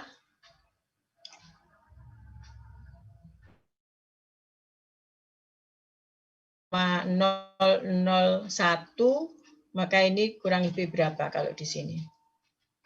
Dia memasukkan nilainya 0,0016 regangannya. Sehingga diperoleh modulus elastisitasnya sekian.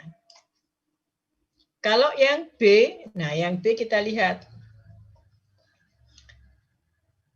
Ini dibesarkan, karena kalau pakai kayak gini kan terlalu kecil, nggak kelihatan, dibesarkan gambar yang di tengah. 0,002 itu mutus di sini. Nah, ini langsung saja tarik di sini. Oh, kurang lebih ini 200, ini 100, 200, kurang lebih 250 megapascal. Maka ini adalah nilai yield strength-nya. Yang B. Yang C di sini gaya stresnya sekian. 450. Yang ditanyakan adalah F sama dengan adalah gambar engineering stress strain. Maka kalau engineering stress strain, luasan yang digunakan selalu luasan awal A0. Apa luasan awalnya? Diketahui ternyata luasan diameter awalnya berapa? Ini 12,8 mm ya. Sudah tinggal nyari luasannya. Diperoleh beban maksimal yang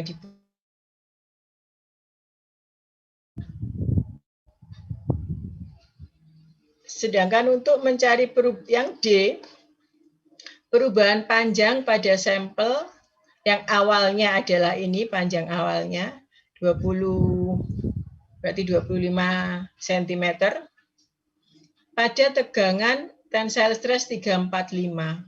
300 di sini, 400, 345 kita anggap di sini.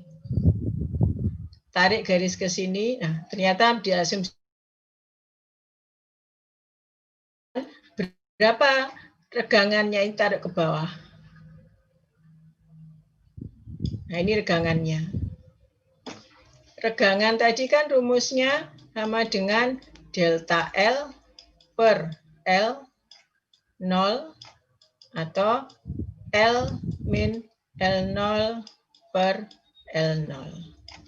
Dia tinggal masukin saja ke sini.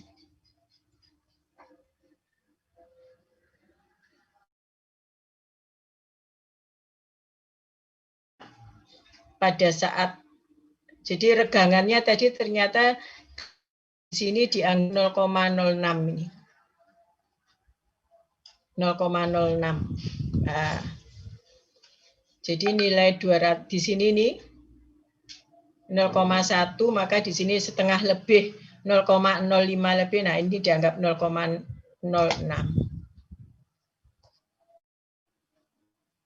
Sehingga perubahan panjangnya menjadi 5. Tadi berapa? Panjang awalnya tadi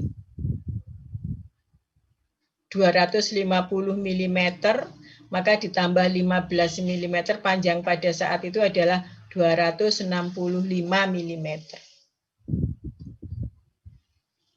Oke, ada pertanyaan untuk contoh soal ini? Halo? Cukup.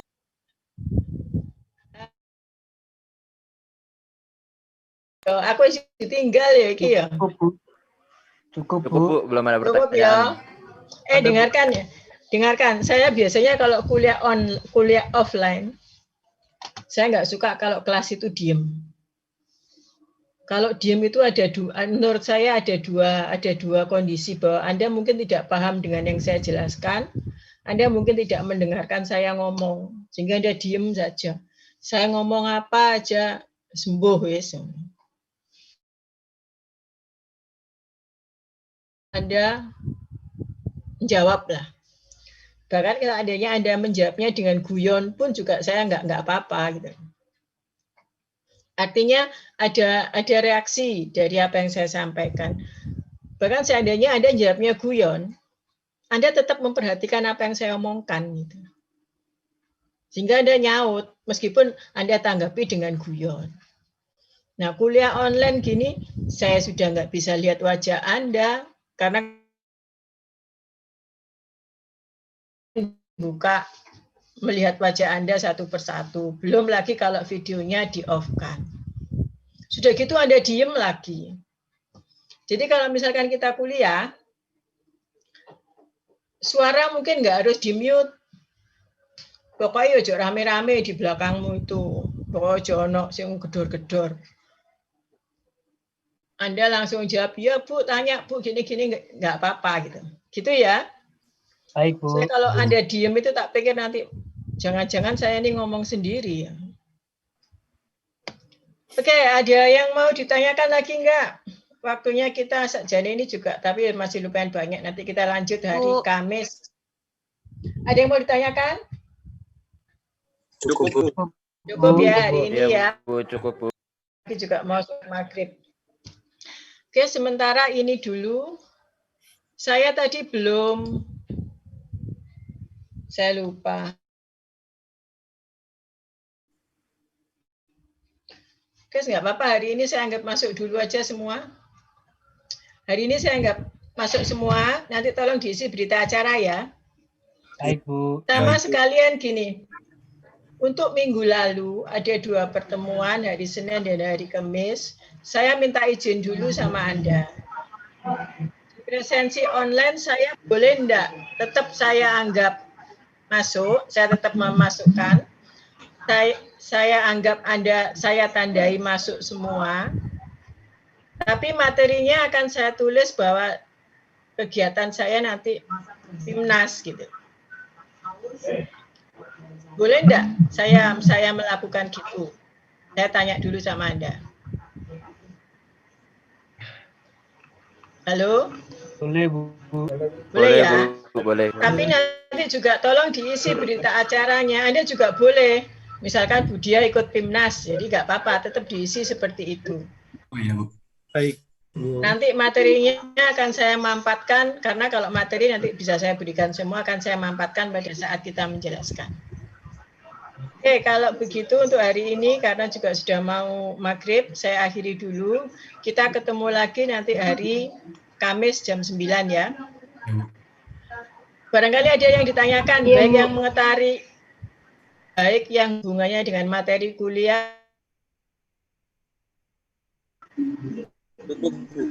Cukup. Oke, kalau tidak ada yang ditanyakan, saya akhiri dulu hari ini. Terima kasih atas kehadiran Anda hari ini. Terima kasih atas perhatian selama kuliah. Saya akhiri dulu. Wassalamualaikum warahmatullahi wabarakatuh. Waalaikumsalam. Waalaikumsalam warahmatullahi wabarakatuh. Terima kasih, Bu. Terima kasih banyak.